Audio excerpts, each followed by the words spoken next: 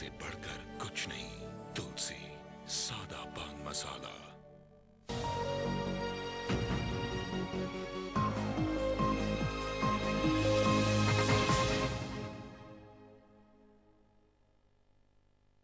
नमस्कार, आमने सामने न्यूज में आपका स्वागत है। मैं हूं दीप्ति थापा। अरविंद केजरीवाल के दिल्ली के मुख्यमंत्री की कमान संभालते ही आम आदमी पार्टी ने देश के विभिन्न जेलों में अपनी पैठ बढ़ानी शुरू कर दी है।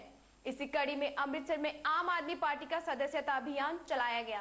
आम से खास बनी और फिर दिल्ली की जनता का सिरमौर। जी हाँ, हम बात कर रहे हैं आम आदमी पार्टी की, जिसने सादगी के लिबास में एक ऐसा मुख्यमंत्री चुना जिसने अरसे से सत्ता पे काबिज शीला दीक्षित को मात दी।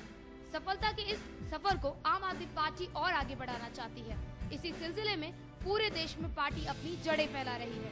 इसी क्रम में अमृतसर के लॉरेंस रोड पर आम आदमी पार्टी ने कैंप लगाया, जहां कैंप के मुख्य कार्यकर्ता अनिल कुमार ने कहा कि आपका उद्देश्य है कि भ्रष्टाचार का जड़ से खात्मा किया जाए, ताकि देशवासियों को एक स्वच्छ वातावरण मिल सके, एक ऐसा माहौल बने जहां करप्शन का नामो निशान न हो। उन्होंने कहा कि कैंप का उद्देश्य ज्यादा से ज्यादा लोगों को जोड़ना है। ये हम जो दिल्ली में इलेक्शन हुए हैं उसके बारे में हम सोच रहे हैं। अभी पंजाब में भी भ्रष्टाचार बहुत फैला हुआ है और भी बहुत मुद्दे हैं आम जनता के, जो हम कहते हैं इस पार्टी से जुड़कर देश में सुधार हुआ हो पंजाब में भी। और पंजाब में हम आम आदमी पार्टी की तरफ से मेंबरशिप यहाँ कर रहे हैं। बहुत लोग जुड़ रहे हैं हमारी पार्टी के साथ। उन्होंने बताया कि जो भी व्यक्ति पार्टी का सदस्य बनना चाहता है वो मात्र 10 रुपए का शुल्क अदा करके पार्टी का मेंबर बन सकता है। उन्होंने कहा कि कैंप का उद्देश्य ज्यादा से ज्यादा लोगों को जोड़ना है। अब देखना ये है कि आम आदमी पार्टी पंजाब में अपनी जड़ें जमा पाती है या नहीं, या फिर दिल्ली तक ही सीमित रह जाएगी। ब्यूरो रिपोर्ट, आमने सामने न्यूज, अमृतसर। सरकार तो महिला सुरक्षा के कई दावे करती है, लेकिन देश में महिलाएं अभी भी सुरक्षित नहीं हैं, जिसका सीधा प्रमाण देखने को मिला बाराबंकी में, जहां स्कूल जा रही छात्रा का अपहरण करके 3 सहोदों ने गैंगरेप की वारदात को अंजाम दिया।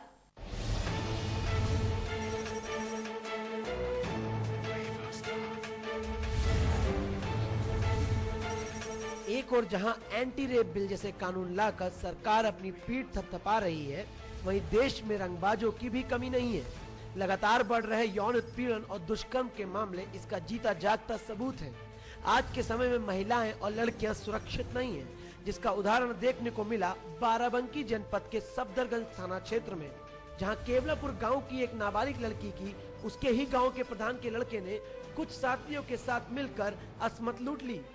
रंगबाजों को अय्याशी का ऐसा नशा चढ़ा कि स्कूल जा रही छात्रा का अपहरण करके उसके साथ बारी बारी से गैंगरेप किया। इतना ही नहीं, सारी हदें पार करते हुए पहले तो लड़की को लखनऊ से होते हुए कानपुर ले गए, फिर जाकर दिल्ली रेलवे स्टेशन पर उसे गंभीर हालात में छोड़ दिया। लखनऊ ले गए, फिर कानपुर ले गए, दिल्ली ले गए। कितने लोग थे ये? 3 लोग। अच्छा, क्या क्या किया? बुरा काम भी किया आपके साथ? हाँ। इस दौरान रास्ते भर दरिंदों ने बार बार लड़की की इज्जत को तार तार किया। किसी तरह से बचकर लौटी छात्रा ने परिजनों से आप बीती सुनाई। लड़की ने गांव के प्रधान के लड़के सतवंत सिंह के साथ साथ 2 और लड़के जसवंत और प्रदीप पर इस घिनौनी हरकत का आरोप लगाया है। बताते चले छात्रा नाबालिग है और प्राथमिक विद्यालय में पढ़ती है। इसके बाद भी पुलिस ने परिजनों की एक न सुनते हुए उन्हें बेरंग वापस कर दिया। सब कुछ जानते हुए भी सफदरगंज पुलिस अनजान क्यों बनी रही? जब परिजनों ने पूरे मामले को पुलिस कप्तान से बयां किया, तब जाकर पुलिस हरकत में आई और लड़की का मेडिकल कराकर मामला दर्ज किया गया है। बाराबंकी से महेंद्र कुमार श्रीवास्तव की रिपोर्ट, आमने सामने न्यूज। अब वक्त चला है छोटे से ब्रेक का, फिर लौटेंगे कुछ और नई खबरों के साथ। तब तक देखते रहिए आमने सामने news. Right reverend doctor PP Habil, bishop Agra diocese church of north India की तरफ से आप सभी देशवासियों को नव वर्ष की हार्दिक शुभकामनाएं। एवलिन मोजेस, डायरेक्टर आमने सामने न्यूज की ओर से आप सभी देशवासियों को नव वर्ष की हार्दिक शुभकामनाएं। सिंड्रेला मोजेस, सब एडिटर आमने सामने न्यूज की ओर से आप सभी देशवासियों को नव वर्ष की हार्दिक शुभकामनाएं। पिंकी ग्लोरिया जॉर्ज, शिक्षिका नोटर डेम स्कूल बदरपुर दिल्ली की तरफ से आप सभी देशवासियों को क्रिसमस एवं नववर्ष की हार्दिक शुभकामनाएं। आप सभी देशवासियों को क्रिसमस एवं नववर्ष की हार्दिक शुभकामनाएं। मैं जयपॉल एस वर्कशॉप की तरफ से सभी देशवासियों को एक्समस एवं न्यू ईयर के हार्दिक शुभकामनाएं देता हूं। ब्रेक के बाद एक बार फिर से आपका स्वागत है। नववर्ष के आगमन पर शहरों के सभी गिरजाघरों में प्रार्थना कर प्रभु यीशु से सुख शांति की कामना की गई। देखिए ये रिपोर्ट। जिले के सभी गिरजाघरों को लाइटों से सजाया गया था। मौका था नए साल के स्वागत का। इस मौके पर सभी गिरजाघरों में प्रार्थनाएं हुई, जिसमें बड़ों से लेकर बच्चे तक शामिल रहे।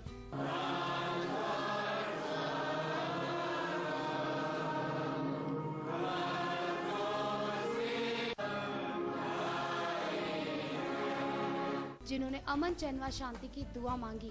इसी के साथ पवित्र बाइबल का वचन भी पढ़ा गया, जिसमें लोगों से प्रभु यीशु के पद चिन्हों पर चलने का आह्वान किया गया। साथ ही बीते वर्ष जो गलतियां हुई हैं उन्हें ना दोहराने का वचन लिया गया। प्रार्थना में ये भी कहा गया कि हमें कभी किसी का दिल नहीं दुखाना चाहिए, क्योंकि परमात्मा का कहना है कि जो व्यक्ति मनुष्यों से प्रेम करता है, उनकी गलतियों को क्षमा करता है, वही व्यक्ति महान होता है। साथ ही ये भी बताया गया कि परमात्मा की कृपा दृष्टि उन सभी पर होती है जो सदैव सच्चे रास्ते पर चलते हैं। ब्यूरो रिपोर्ट, आमने सामने न्यूज, फर्रुखाबाद। मौसम के परवान चढ़ते रुख को देखते हुए हरदोई में प्रशासन की ओर से जरूरतमंदों को कंबल वितरण किए गए। इस कड़ाके की ठंड में कंबल पाकर सभी के चेहरे खिल उठे। लंबी कतारों में घंटों अपनी बारी का इंतजार करने के बाद जब उनका नंबर आया तो उनके चेहरों पर सुकून साफ झलक रहा था। होता भी क्यों ना, आखिर प्रशासन की ओर से सर्दी से राहत दिलाने के लिए कंबल जो वितरित किए जा रहे थे। मौका था हरदोई के सवायजपुर तहसील में शासन की ओर से कंबल वितरण कार्यक्रम का। कार्यक्रम में आए रिक्शा चालक भीखूराम, सीताराम व राम खिलावन ने कहा कि पिछली साल एक कंबल मिला था जिसके सहारे सर्दी बीत गई थी, लेकिन इस बार जब सर्दी शुरू हुई तो यही आस थी कि कंबल मिलेगा भी या नहीं, क्योंकि सर्दी शुरू होने के बावजूद अलाव कहीं नहीं जलवाए गए। लेकिन आज कंबल मिलने के बाद सर्दी से कुछ राहत महसूस हुई है। बहरहाल देर से ही सही, लेकिन प्रशासन की ओर से जरूरतमंदों को कंबल वितरित कर प्रशासन ने कर्तव्यों की इतिश्री कर ही ली। ब्यूरो रिपोर्ट, आमने सामने न्यूज, हरदोई। नववर्ष के मौके पर जंक्शन रोड स्थित पंचवटी के निकट सुशीला पंचशील अस्पताल का शुभारंभ किया गया। इस मौके पर नगर के विख्यात डॉक्टर मुनेंद्र शर्मा मुख्य अतिथि के रूप में उपस्थित रहे। खुर्जा में अस्पताल का शुभारंभ मुख्य अतिथि डॉक्टर मुनेंद्र शर्मा ने किया। कार्यक्रम को संबोधित करते हुए उन्होंने कहा कि इस अस्पताल के खुलने से आसपास के क्षेत्रों के लोगों को चिकित्सीय सुविधा आसानी से मिल पाएगी। उन्होंने कहा कि चिकित्सीय कार्य में सेवा भाव होना बेहद जरूरी है, इसलिए डॉक्टर्स अपने कर्तव्यों का पालन पूरी निष्ठा के साथ करें। अस्पताल के संचालक डॉक्टर हेमंत शर्मा ने कहा कि आज की भागम भाग भरी जिंदगी में शरीर को स्वस्थ बनाए रखना एक बड़ी चुनौती है, इसलिए सेहत का ख्याल रखते हुए शुद्ध सात्विक आहार को वरीयता दें। इस मौके पर अस्पताल के सभी डॉक्टर्स व प्रबंधन स्टाफ मौजूद रहा। ब्यूरो रिपोर्ट, आमने सामने न्यूज, खुर्जा। अब वक्त चला है छोटे से ब्रेक का, फिर लौटेंगे कुछ और नई खबरों के साथ। तब तक देखते रहिए आमने सामने न्यूज। नगर पंचायत खुदागंज एवं स्वच्छवासियों को नववर्ष 2014 की हार्दिक शुभकामनाएं। मैं ग्राम प्रधान नेत्राम शाहजहांपुर से नववर्ष की अपने ग्राम वासियों सहित हार्दिक शुभकामनाएं। आयशा महरुख, सदस्य जिला पंचायत महगांव मूरतगंज कौशंबी की ओर से आप सभी देशवासियों को नव वर्ष की हार्दिक शुभकामनाएं। चंद्रबली पटेल, पूर्व प्रत्याशी विधानसभा चायल सपा नेवदा चायल कौशंबी की ओर से आप सभी देशवासियों को नव वर्ष की हार्दिक शुभकामनाएं। राजकिशोर, सरकारी राशन डीलर, ग्राम टिकुरी, ब्लॉक बेवर, जिला मैनपुरी, उत्तर प्रदेश की ओर से आप सभी देशवासियों को नव वर्ष की हार्दिक शुभकामनाएं। सत्यपाल, प्रधान, ग्राम जोगा, ब्लॉक बेवर, जिला मैनपुरी, उत्तर प्रदेश की ओर से आप सभी देशवासियों को नव वर्ष की हार्दिक शुभकामनाएं। ब्रेक के बाद एक बार फिर से आपका स्वागत है। बाल श्रम बंद करने के सभी कानूनों को धता बताते हुए हरदोई में धड़ल्ले से बाल श्रम जारी है। इस तरफ न तो प्रशासन की नजर है, न ही स्वयंसेवी संस्थाओं की।